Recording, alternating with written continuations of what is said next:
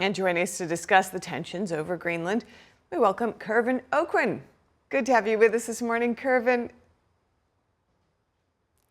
Hey, thank you so much for having me on. Certainly. Now, let's just begin with the basics. How important is Greenland to the U.S.? Well, not just to the U.S., but to the Arctic in general, right? So, Donald, I think President Trump is correct to say that Greenland is it's a large strategic location that Russia wants. Oh, Kervin, I'm sorry. I seem not to be able to hear you too well. Sorry about that. Get you a bit closer. Yeah, am I coming perfect. through okay? That's better. Thank you. So yeah, please, the importance to the Arctic in general. Yes, Greenland is extremely important as a strategic location to the U.S., to NATO. It is part of NATO, being a part of Denmark. But I do think this is very much important to Russia and to China because of the sheer amount of resources within the region. And there's a huge push right now for Russia, China, and the United States to get to those strategic resources. What I would say is that while Greenland is very important to the United States, the way that this administration is going about trying to gain that area is a way that seems similar to something that Russia and Vladimir Putin would do. And President Trump has forecast, perhaps Russia or another or an adversary may want to just go ahead and try to take it as well. How likely is that scenario? Yeah, I think if Europe and NATO continues to seem weak, like they have seemed with Ukraine and not supporting Ukraine enough, or if Russia were to extend their plans past Ukraine and into somewhere like Finland or Poland, then I think Greenland would definitely be next. I think Russia would, and the data shows that Russia would make a play for somewhere else. And during that play, if NATO does not come to the defense through Article 5, they would go after Greenland. It is a sitting target. It is just as the president has said, it is not secure enough if Russia, God forbid, China tries to make a play for that area. And there have been some disputed accounts of what's going on currently around the island.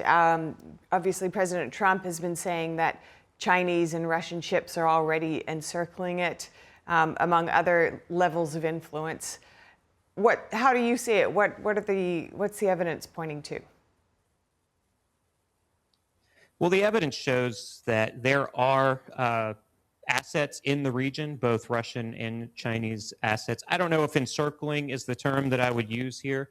I don't know that they are a year or 2 years away from making a play at Greenland, but they do have resources, naval assets in the region that if they wanted to, if they saw a chance to make a play at it, they might do that. But I think it's very dangerous, especially right now. And what I think is happening right now is Russia sitting back, mainly President Putin, and is letting this all play out because now he sees we've got a weak NATO. We have a United States that's becoming more aggressive towards those NATO assets. So he is enjoying this time while they are basically being distracted from what's going on in Ukraine with all this talk about Greenland.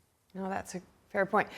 What do you think the effects will be of these threatened tariffs on the countries who are standing in the way of or currently publicly opposing President Trump's plan for Greenland?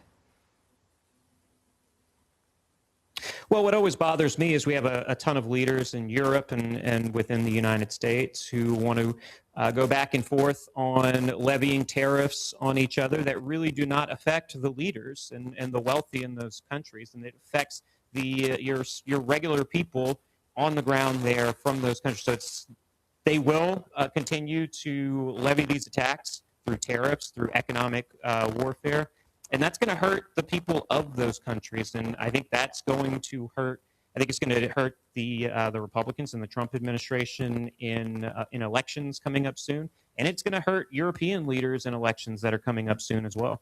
So in terms of the overall priorities of the U.S. And the free world, say. A Middle East expert that we spoke with last week said the U.S.'s top focus should be on building the Golden Dome, missile defense, and space dominance. One of those does involve Greenland, at least one of those. How would you rank the various major threats for the West right now, in light of what you've said about Russia and Ukraine, what's happening in the Middle East right now, various threats? Of course, there's the Indo-Pacific and resources already being directed away from there in order to try to deal with what's happening in Iran.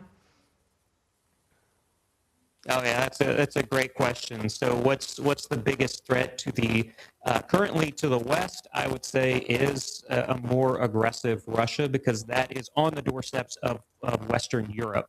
So particularly in the West and Europe, Russia's the biggest threat.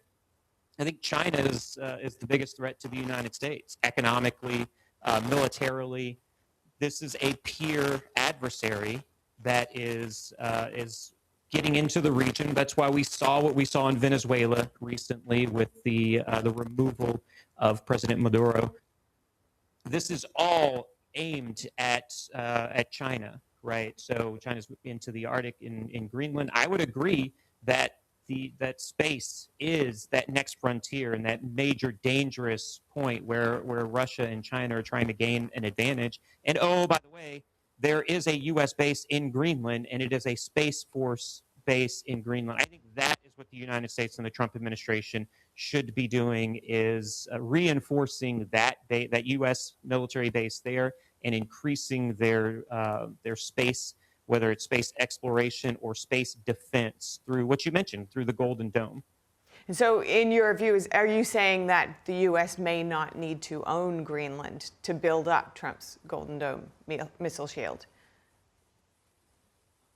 Yeah, absolutely. That's what I've thought all this time.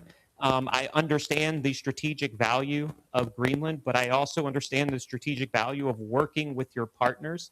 And I think I think President Trump wants to spend billions of dollars to acquire Greenland. You can spend far less U.S. taxpayer dollars to expand your military presence through the support of your European allies in order to build out that area and work with the European allies to deter places like Russia and China. The biggest deterrence to Russia and China is going to be an allied NATO front and an allied Indo-Pacific front. That is going to be the biggest deterrent. So while this is currently a hot topic and remains a key focus right now, is there anything that's missing from the conversation about security and about Greenland that you think should be foregrounded more?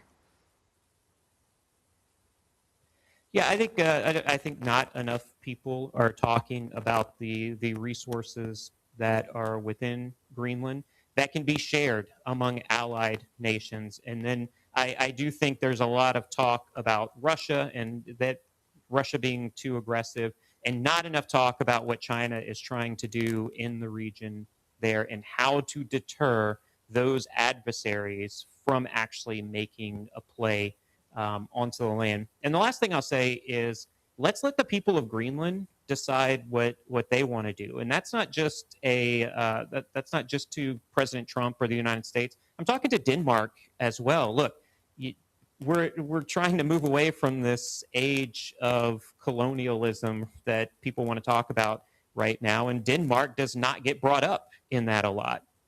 Why do they own the Greenland? They should be, the people of Greenland should be able to do what they want with their land and accept the freedoms that they want.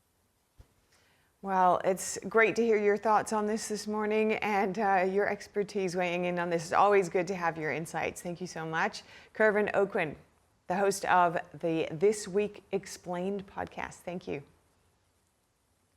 Thank you so much for having me. Good to see you, and stay safe out there.